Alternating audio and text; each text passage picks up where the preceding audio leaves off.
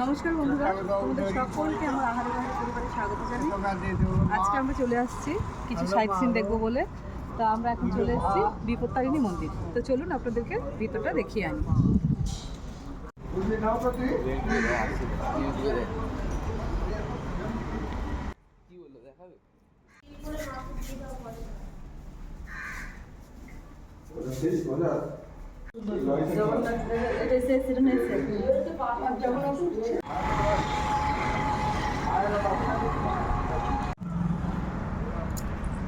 এবার আমরা চলে এসেছি কাঠিয়া বাবা সেবাশ্রম। তো চলুন ভিতরটাও আপনাদের দেখাবো।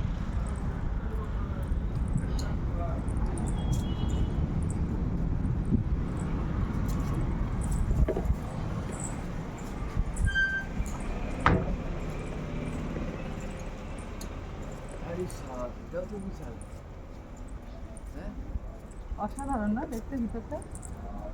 শ্রী ধনঞ্জয় দাস কাঠিয়া বাবা কাঠিয়া বাবা মন্দির আমাদের দেখা হয়ে গেছে, কিন্তু ভিতরে ছবি তোলা নিশ্চিত করে আমরা ছবি তুলতে পারিনি। তো চলুন পরে আমরা কি দেখবো সেটা আপনাদেরকে দেখি।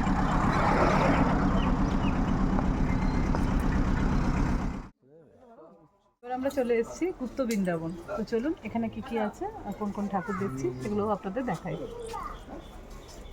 ভিতরে আছেন রাধা কৃষ্ণ, আর সাইডে রাধা কৃষ্ণের যত নীলা হয়েছে সেই সবই এখানে তুলে ধরা হয়েছে। তা দেখতে কিন্তু অসাধারণ লাগছে, সামনাসামনি না দেখলে আপনারা বিশ্বাস করতে পারবেন না। ক্যামেরাতে আমরা তুলে ধরার চেষ্টা করেছি, কিন্তু নিজের চোখে দেখলে যতটা সৌন্দর্য লাগবে ক্যামেরায় তো আর ততটা দেখাতে পারছি না।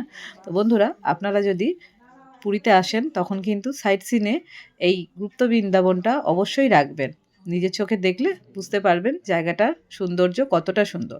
আর এখানে নারায়ণ আছেন, ওনার যতগুলো রূপ সেই রূপটা এখানে তুলে ধরা হয়েছে। মহাদেব আছেন এখানে, আর সামনে আছেন সরস্বতী মা।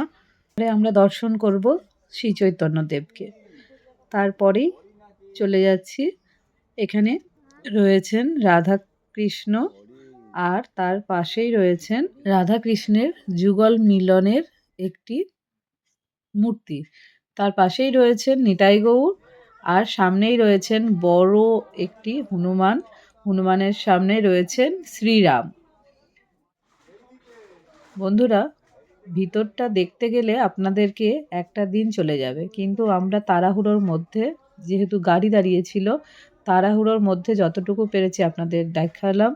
আর এখানে দেখুন, এই নাট মন্দিরটির চারিধারে কিন্তু শ্রীচৈতন্য দেবের যেসব নীলা সেইগুলোই এখানে তুলে ধরা হয়েছে। আর এই ভিতরের মন্দিরটিতে আছেন রাধা কৃষ্ণ তার সখীদের সঙ্গে যে নীলা করেছেন সেই মূর্তিগুলি। তো চলুন সেগুলো আমরা দেখে নিই। এই দেখুন, একটু সময় নিয়ে দেখলে আপনারা পুরো একটা দিন এখানে কাটিয়ে দিতে পারবেন, কিন্তু আমরা এতটা সময় এখানে দিতে পারিনি। তাই জন্য কিন্তু মনটা ভীষণই খারাপ করছিল, ওখান থেকে একদমই বেরিয়ে আসতে ইচ্ছে করছিল না, কিন্তু আমাদের কিছু করার ছিল না। এখানে আছে একটি নরসিংহ মূর্তি, তার সাথে মালক। শ্রীকৃষ্ণ তার বন্ধুদের সঙ্গে নীলা করছেন।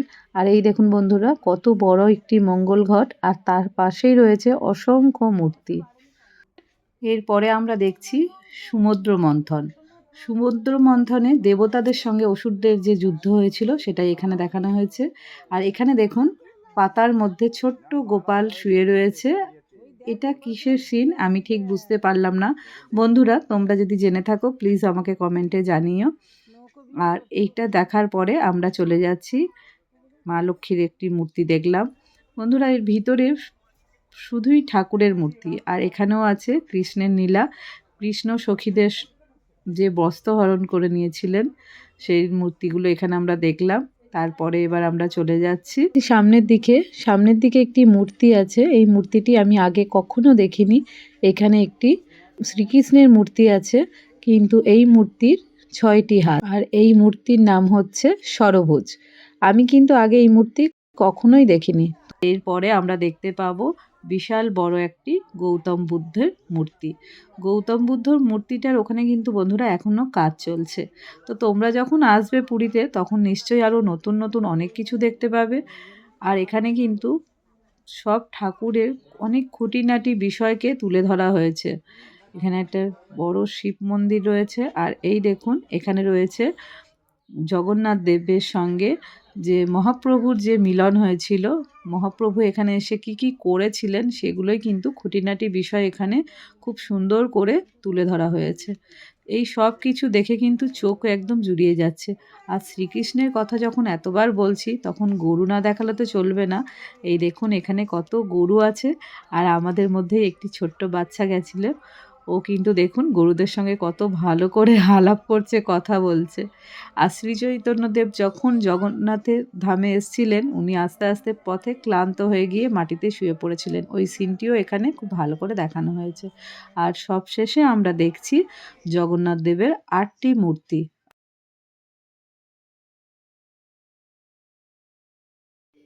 তো চলো বন্ধুরা, এরপরে আমরা কোন কোন জায়গা দেখব সেই সব কিছুই তোমাদের সঙ্গে শেয়ার করব। আর গুপ্ত বৃন্দাবনটা আমাদের ভীষণই ভালো লাগলো, তোমরা পারলে অবশ্যই এসে দেখে যেও।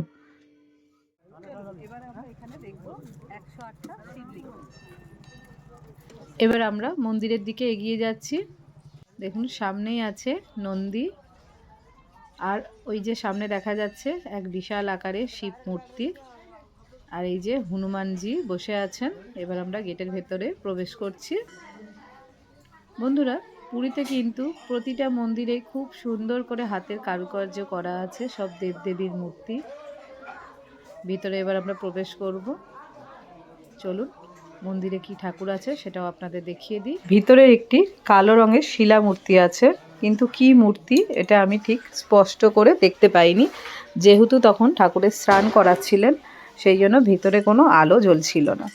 আর এই দেখুন এখানে আছে রাম, সীতা আর হনুমান, এইসবের মূর্তি। আমি প্রথমে ভেবেছিলাম লক্ষ্মীনারায়ণ। আর হ্যাঁ দেখুন এখানে সব ভোগের রান্না হচ্ছে, কত বড় বড় উনুন জ্বলছে দেখেছেন, আর কত বড় বড় হাঁড়ি কড়া বসানো। এখানেও সব দেবদেবীর মূর্তি করা। তো চলুন এবার এই সাইডে দেখে নিই কী কী আছে। এখানে বন্ধুরা প্রতিটা মন্দিরেই আমি একটা জিনিস দেখলাম, যেখানেই যাচ্ছি সেখানেই কিন্তু জগন্নাথ বলরামের মূর্তি আছে। তো ওই মন্দিরটি ছিল জগন্নাথ বলরামের। এই যে বড় মুখের ছবিটা দেখছেন, আমার মনে হয় এটাকেই মহাকাল বলে। আর এই মহাকালের ভিতর দিয়ে গিয়েই আমরা 108টি শিবলিঙ্গ দেখব। প্রতিটা মন্দিরেই সব দেবদেবী আর সুন্দর করে হাতের কারুকার্য করা আঁকা। তো তার আগে আমরা এই দেখুন গোশালা আছে, এখানে গোশালাটা আপনাদেরকে একটু দেখিয়ে দিই।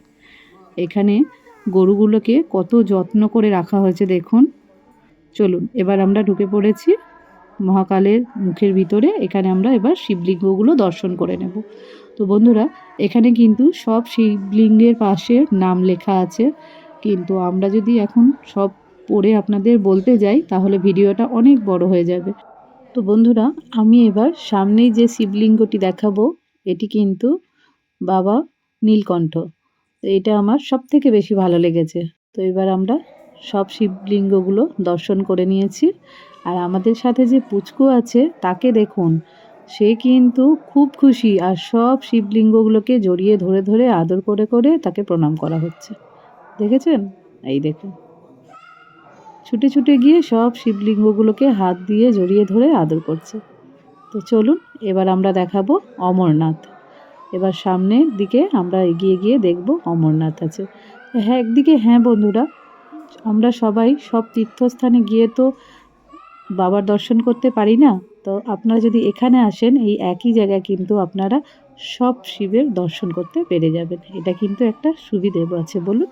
আর এই যে আছে বাবা অমরনাথ, আমরা সবাই দর্শন করে নিলাম। তো চলুন সামনের দিকে এগিয়ে যাই। এখানে নাকি এটাকে বলে ভাগ্যের চাকা, তা সবাই এটাকে ঘুরিয়ে নিজেদের ভাগ্য পরিবর্তন করার চেষ্টা করছে। তো চলুন আরও সামনে কী কী আছে সেগুলো একটু দেখে নিই। রাধাকৃষ্ণ এখানে দোলনায় বসে দোল খাচ্ছে, আর সবাই দড়িটা ধরে রাধাকৃষ্ণকে দোলনাটা নড়িয়ে দোল খাওয়াতে সাহায্য করছে। বন্ধুরা, এখানে একটি ছোট নদী আছে। এখানকার স্থায়ী বাসিন্দারা বলছেন এটা নাকি যমুনা নদী। তো আমার কিন্তু সেটা জানা নেই, আপনারা যদি জেনে থাকেন তাহলে আমাকে জানাবেন।